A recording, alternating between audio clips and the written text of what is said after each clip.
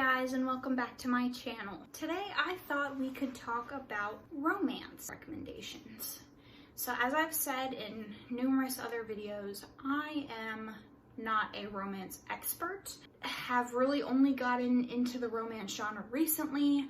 I wasn't opposed to romance, I just preferred it as a subplot to my stories, and so I didn't really know all that much. So for the month of February, I decided that I wanted to read only romance books. Really found some favorites. I found my first and only 5-star read this year so far, and I mean, it's only February. But so let's talk about the books that I would recommend to you. I'm gonna do 4 books, 2 adult and 2 young adult or YA. I'm gonna do 1 regular, like contemporary, and then 1 paranormal. First recommendation would be Birthday Girl by Penelope Douglas.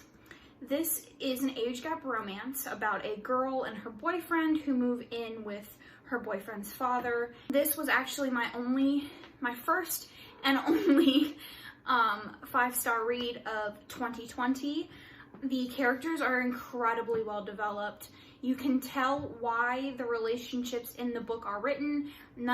All of the side characters have a purpose, and everything about this is written well. I don't have any complaints. So this is an adult contemporary romance that I would really, really recommend. Penelope Douglas is, what you doing?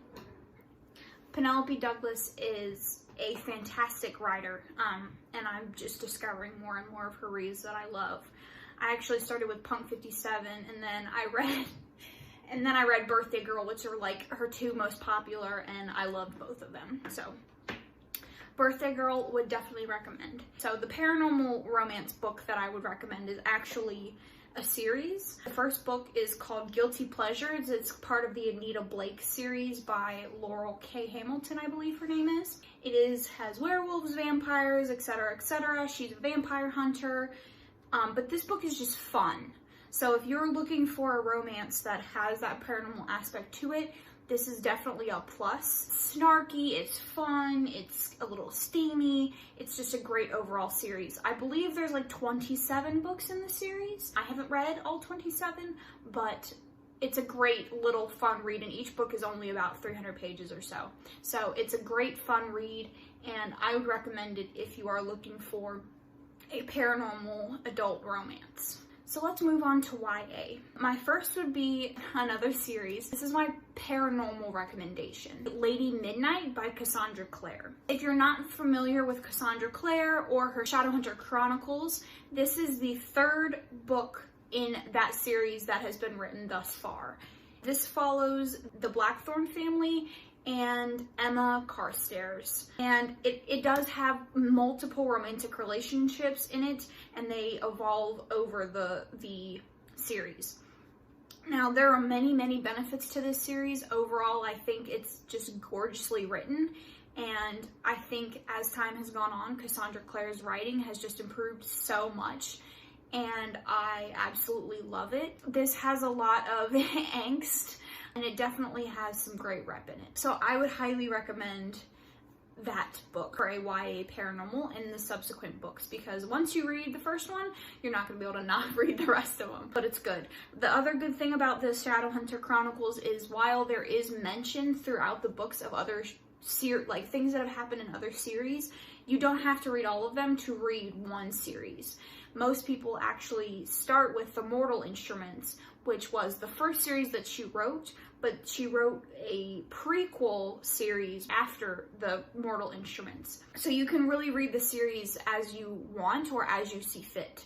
And any series I would recommend for a paranormal romance. The general premise of it is that they are called shadow hunters. They're basically demon hunters.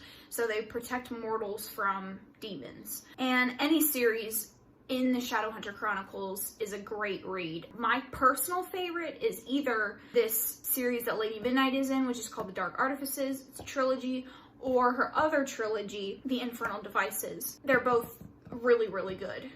And then my contemporary YA romance that I would recommend would be Before I Fall. This is actually like a Groundhog Day book. So this is a book about a girl who dies. Like she dies in the prologue, so that's not a spoiler or anything, but she dies and she has to live the day that she died over and over again to figure out how to fix what's wrong with her life. She's a mean girl that only cares about her looks, and she's just not someone that fate has deemed has lived up to her full potential. It does have romance in it. She has a boyfriend and she struggles with her feelings for another guy. This guy is kind of a nerd. So there is the romance element to it, but overall this book I think is just really enjoyable. And I don't really hear that many people talk about it. Maybe there's some tea over it or something, but I think it's a really good read. I read it several times and the relationships are just really sweet. One particular guy in her life just is very just genuine and sweet, and you're rooting for him the whole time. So those are going to be my 4 recommendations, and I'm going to give 2 bonus recommendations now that I'm sitting here thinking about it. So my bonus adult romance would be the Sinners of Saint series by L.J. Shin. This series is a little bit, it's not as soft. The first book in this series is of the Sinners of Saint series is a bully romance about a guy named Vicious and a girl named Amelia. And Vicious basically bullies her in high school so bad that she decides to leave. And you kind of see through flashbacks the way that he treated her and how he's treating her in the present. And so if you don't really feel that, if you're looking for a softer kind of romance, I wouldn't recommend reading that. But if you like realistic romances, I guess, with kind of those darker elements or darker characters or flawed characters, then I would recommend picking up the Sinners of Saint series. I am up to I have finished 3 of the 5 books, and they have all been really good. The first book is a bully romance. The second book is an age gap romance between a teacher and an 18-year-old, but it's her student. And then the third book is like a second chance romance. I haven't read the rest of them, so I'm not really sure what they are, but yeah.